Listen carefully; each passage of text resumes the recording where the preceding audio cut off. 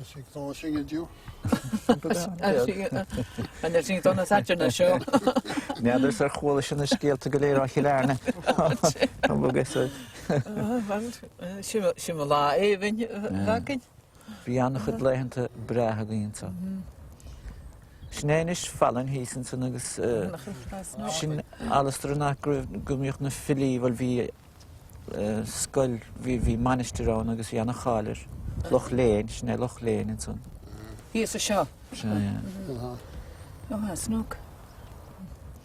Boléir, antasach gribh an théan Portugan me féin is í féin agus freile Pólig Mongeré ó Bhretána Franca. Agus bhí an ámagaí, chamar an seachtain go léir a ggóir annaíocht ní chuig géine chola díring. Bhí raint doch óilta beidir agus bhí annach chud scéalt agus hín scéal agus filiocht chuir trí chéile chum mar leis na Havráin agus boléir dúin gribh anna ghaol go háirithe idir Alban agus éire agus chuma go speisial idir tradiisiún Ileán Mhara agus múscrí ar lí atéigint. So bin ein chéadúir gur bhuilis le flóra. Da sy'n na'r carriage yn chéile o'n uwysyn. Fa mi sy'n cwmel y dol yn ôl chélarnia.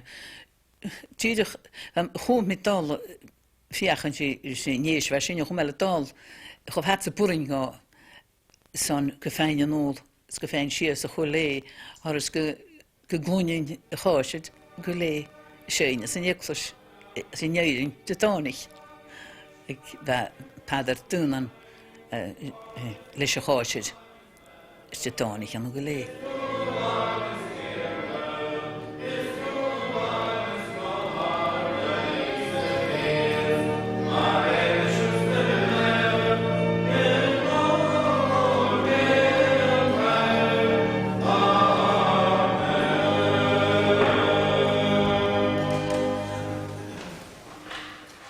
Nog Floren céadúir hí chéad de bhfuiltí meagna a gribh sí anna bhaintere, gribh sí díreach ar nás na daoine going féinnig sa bhaile gur daoine gailteachta bé láirech bán. Bhíon crotsan ar a corp fiúin. Is rud granúra ach níl sa corp ach saoil daigine an té tá cabhan chorp mar defa.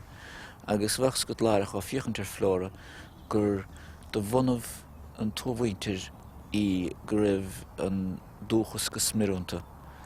Agus mar bhí sé le brachtain bhfuil an slí gur heas sí, gur láir sí, agus gur raibh sí daoine timpealathe. Agus bine an chéad a chur síma gomsa ionte mar defa, agus ó haine le sin an gael atá adaring mas mallet. So sin áte tá seán chuine agus má bhaithir rút, agus máthir agus ahir fiáin chamáin.